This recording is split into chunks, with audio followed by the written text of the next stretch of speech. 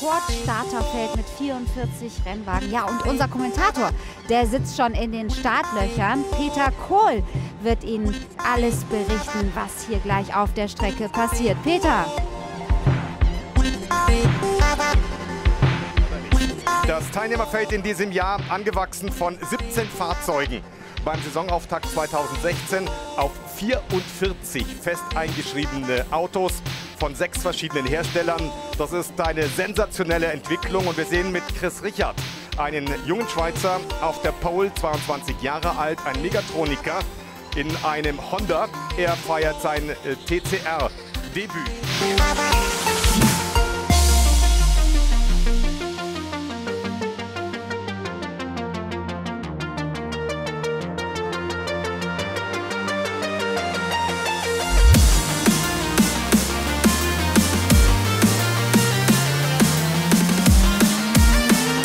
Anlage ist aus und damit ist die Saison 2017 in der TCR Germany eröffnet.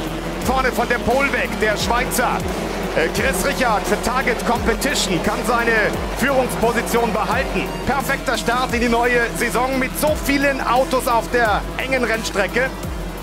Besser hätte es nicht laufen können. Und jetzt sehen wir richtig geiles Tourenwagen-Racing. TCR oder TCR-Debütant Kris Richard aus der Schweiz, Vierter. Es gibt noch eine Rennrunde, aber die 4 da vorne werden sich behaupten. Alles andere würde mich jetzt extrem überraschen. Kris Richard hat übrigens eine sehr interessante Biografie. Hat Motorsport betrieben, war da sehr erfolgreich unterwegs. Dann hat er Budgetgelder nicht mehr zusammenbekommen, weil er sich für seine Berufsausbildung erst einmal voll konzentriert hat. Kfz-Megatroniker, hat 2 Jahre mit Autorennfahren ausgesetzt, ist in der vergangenen Saison zurückgekehrt, hat sofort als Rookie sich den Meistertitel geholt. Das ist auch eine echt bemerkenswerte Leistung. Und ist dann aufgestiegen in die TCR Germany und fährt hier gleich mal bei seinem ersten Start auf die Pole. Kann man nur sagen, Daumen hoch, der Junge hat's drauf. Richard aus der Schweiz, ein 22-jähriger Kfz-Megatroniker, 2016 Meister in der Tourenwagen-Europameisterschaft, als Gesamt-5. angereist. Der Schweizer, der auch schon auf der Pole stand beim Saisonauftakt in Oschersleben im ersten Rennen, wurde dann als Vierter abgewunken. Hat gesagt, da war ich ein bisschen zu vorsichtig. Bin nicht aggressiv genug gefahren. Das soll sich im Verlauf der Saison ändern. Er hat hier ein nahezu perfektes Qualifying hingelegt. 39 TCR Germany Fahrzeuge werden jetzt in den 3. Meisterschaftslauf des Jahres hineingeschickt. Und Kalkum kommt überhaupt nicht richtig weg, wird sofort attackiert. Kirsch an ihm vorbeigeflogen. Josh Scholz an ihm vorbeigeflogen, Halder an ihm vorbeigegangen und Kris Richard übernimmt hier die Führung. Der Schweizer vorn und dann geht es in diesen scharfen ersten Rechtsbogen rein. Hinter ihm sein Teamkollege von Target Competition, Kris Richard aus der Schweiz, der sein Geld auf einer Kartbahn in Belp bei Bern verdient. Dazu ist er für ein Dienstleistungsunternehmen tätig auf Stundenlohnbasis. Beide Arbeitgeber sind auch Sponsoren von ihm.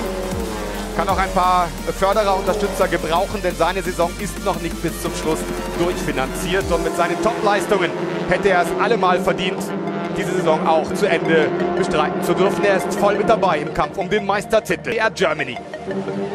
Der nächste im Kiesbett. Das wird Kris Richard sein, wenn ich es richtig gesehen habe. Damit ist er aus der Spritzengruppe komplett draußen. Jetzt fahren sie alle, nahezu alle an ihm vorbei. Er ganz außen am Kiesbett, ist hier rausgetragen worden mit seinem Honda. Muss schauen, dass er nicht stecken bleibt. Dahinter vor Kris Richard aus der Schweiz. Der war hier beim Saisonauftakt auf der Pole, hat die nicht verteidigen können, sagte selber danach, ich war ein bisschen zu zögerlich. Die Härte in der TCR Germany, an die muss ich mich erst einmal gewöhnen. Da muss man auch mal die Ellbogen ausfahren. Das hat er sich angeeignet und er setzt sich hier in der Anfangsphase sehr, sehr gut durch.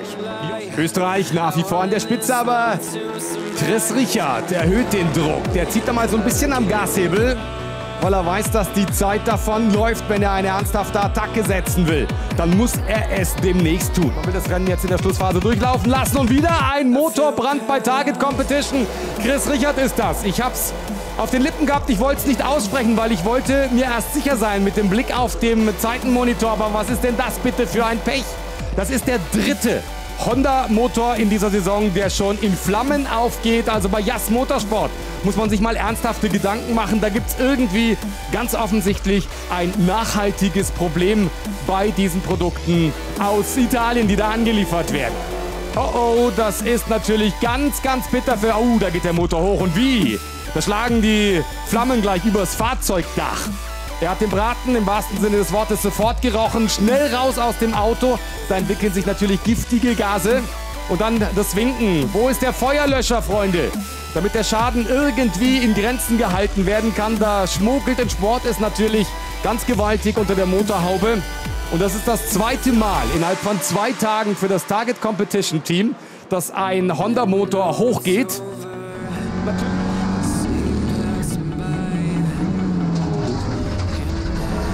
It is blast off. Good start by Josh Files. He goes up against the pit wall. There's contact in the mid-pack then.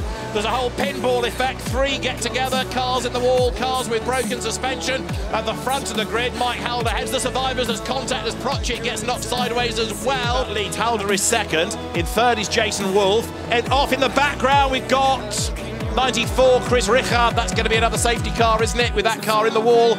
And now you can expect a whole rush of people into the pit lane if the race is neutralised. Kris Richard given a big whack before we get the safety car out. And this again is partly caused by those on slicks and those on wets getting into the wrong place at the wrong time. Kris Richard may well have stayed on slick tyres, hence his pace, but he got caught up round the outside. That's a big old impact into the wall. I think he might have been on slicks, but now I'm afraid to say he's a retirement. So Kris Richard in the barrier. Big damage to the car as well. Kris Richard gets out of his car, but stay on what they have chosen, knowing that there aren't many more minutes left. Kris Richard absolutely furious about that. Far off the road, not his fault, but he's, as you can see, very drives for the target team in this series. Peter Rickley's team in the European Touring Car Championship. Just stay there, please, says the marshal. But all the adrenaline is pumping for Kris Richard. Die Ampelanlage ist aus. Der 10. Wertungslauf des Jahres ist freigegeben an Tiburi. Links im Bild mit der Startnummer 10. Max Hofer, der Pohlmann, wird gleich mal durchgereicht. Und da geht Dino Kalkum wahnsinnig quer und ein extrem heftiger Einschlag. Weiß, grün, schwarze Opel, der hier ja, ins Sandwich gerät. Dann gibt es den Schlag auf die Heckpartie noch.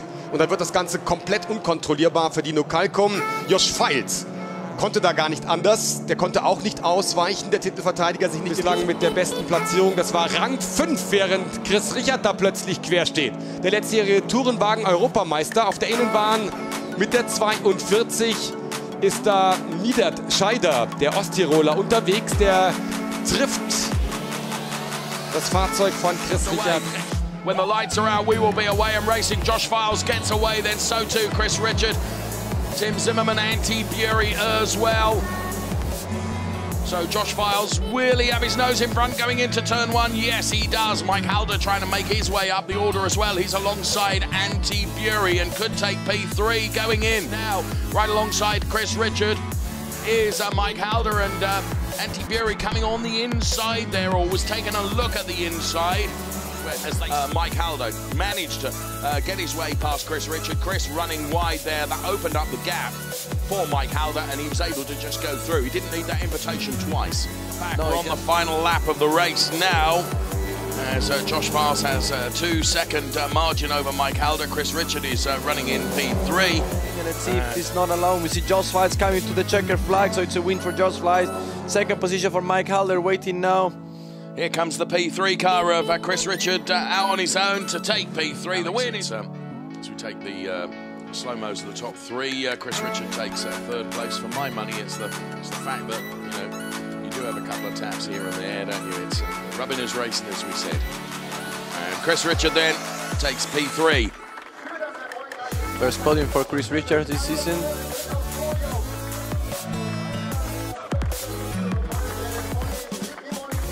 Target competition, of course, represented, and we'll see Luca Engster.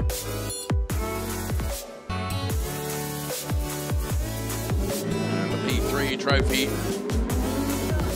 presented to Kris Richard. Kris Richard starting 5th on the grid in his Honda, also for target. red lights are on. Who's going to make the better start? Looks like a better start's come from Earthstrike. Slightly sideways get away from the race starter. The driver from 5th on the grid, Kris Richards, got away very well indeed. He's up into 4th. Files has done enough to keep Earthstrike behind him. Files has done enough to lead up to the second corner and tuck in behind. It's looking quite good. Seconds gap back to Langerveld in 3rd. And Mike Calder, looks like there's about to be a bit of contact into Sachs curve. Yes, there is, and I'm afraid, oh dearie me. Kris Richard made such a good start, shoved off into the gravel. Didn't see if he managed to get back out again. Yes, he has. He's just limping around in the background of the shot. So those cars effectively fighting behind Mike Calder for 5th place, and one of them is definitely pulled off, Honda. But first to second, very tight indeed, because it was the second Saxon car, Steve Kirsch, that's been caught up in that.